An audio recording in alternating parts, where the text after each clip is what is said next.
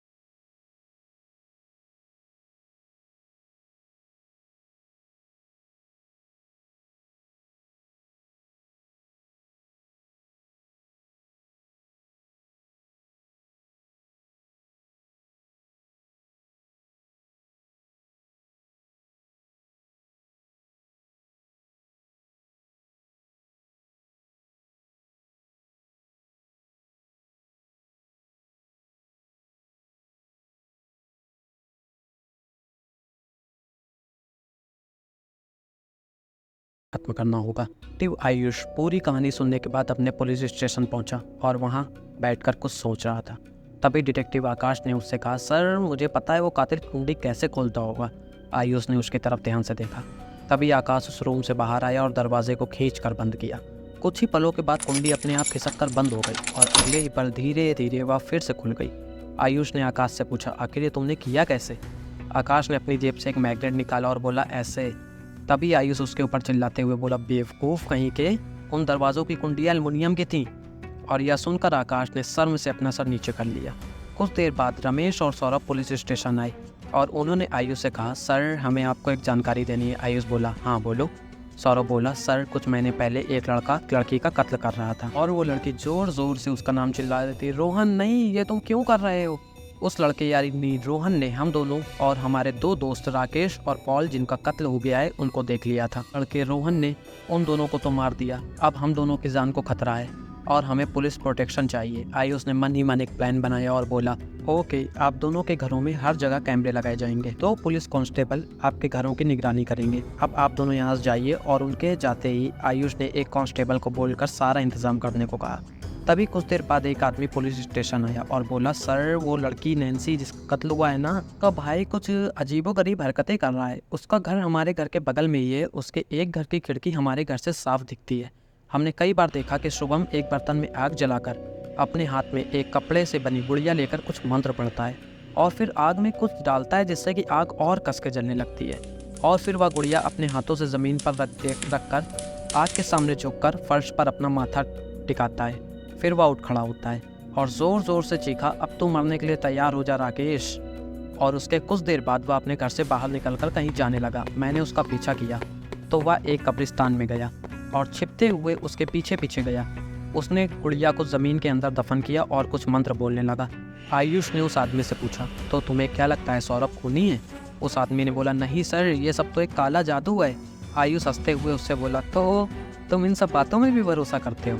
उस आदमी ने जवाब दिया, पहले तो नहीं करता था, लेकिन राकेश के मरने के बाद कुछ दिनों बाद उसने फिर से यही सब किया और पॉल के नाम की एक गुड़िया बनाकर उसे कब्रिस्तान में दफना दिया और अगले ही दिन पॉल की भी मौत हो गई। मैंने आज सुबह देखा कि सौरभ एक नई गुड़िया बना रहा था। यह सब सुनकर आयुष ने रात में सौरभ के घर की जांच करने का सोचा। रात होते ही आयुष 2 कांस्टेबल के साथ छिपते हुए उसी खिड़की के पास जा पहुंचा और जैसे ही उसने उस खिड़की के अंदर जाकर एक तेज चीख आई, रमेश अब तू मरने के लिए तैयार हो जा, अब तेरी बारी है।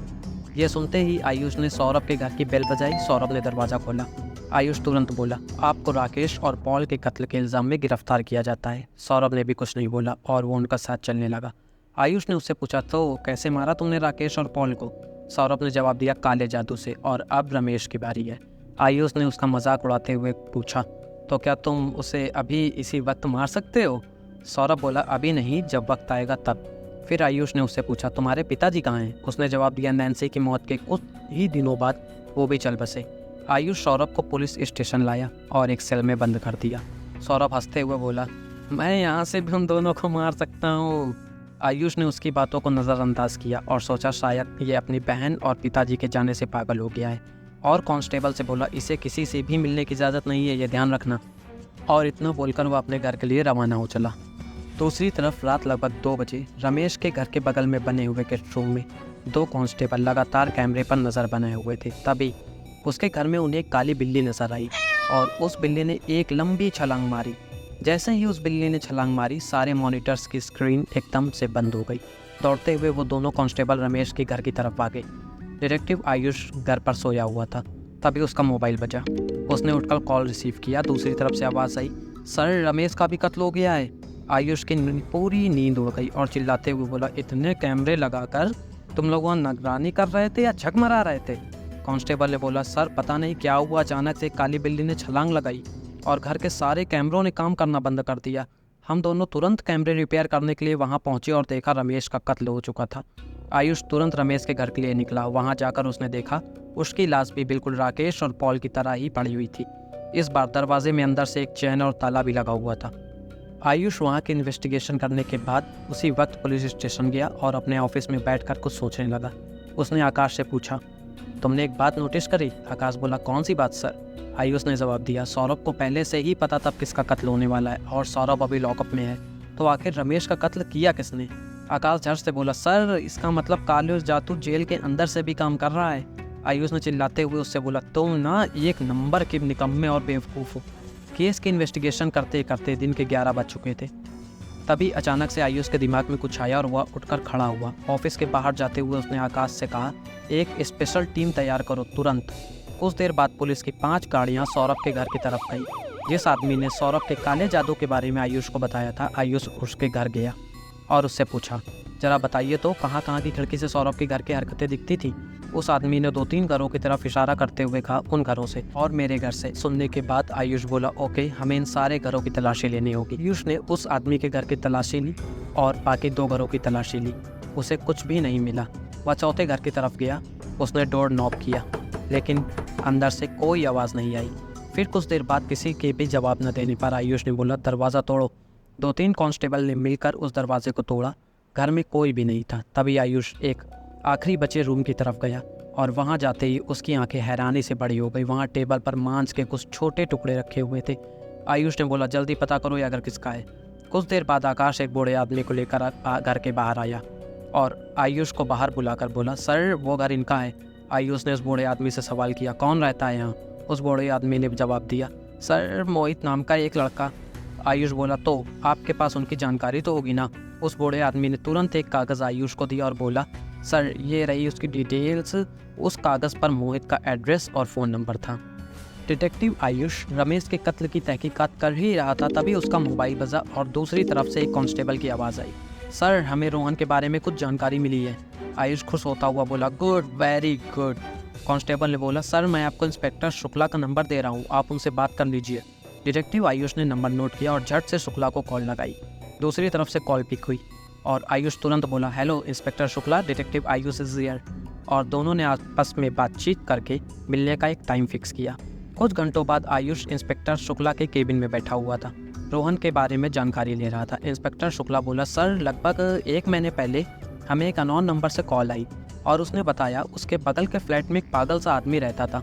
पिछले 7-8 दिनों से वो अपने घर से बाहर नहीं आया और उसके घर से अजीब सी महक आ रही थी। तो मैं अपनी एक टीम लेकर तुरंत वहाँ पहुँचा और उस फ्लैट का दरवाज़ा तोड़कर अंदर गया तो वहाँ एक लाश पड़ी हुई थी।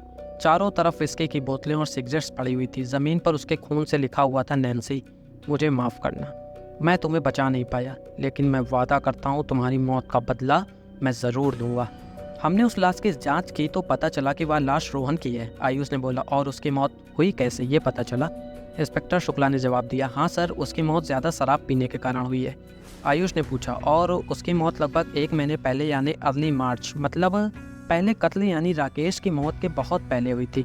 इंस्पेक्टर शुक्ला ने हाँ में अपना सर हिलाया। आयुष ने मन ही मन सोचा, मतलब हम जो सोच रहे थे कि कत्ल रोहन कर रहा है वो गलत निकला। मुझे लगा था कि मैं कातिल तक पहुंच गया हूं, लेकिन इस केस ने तो एक नया मोड़ ले दिया। तो आखिर इन सारे कत्ल के पीछे कौन था? सौरभ तो लॉकअप में था और रोहन की मौत हो चुकी थी। क्या इसका मतलब या सारे कत्ल सच में सौरभ काले जादू की मदद से कर रहा था, या इन सब के पीछे किसी और का हाथ था?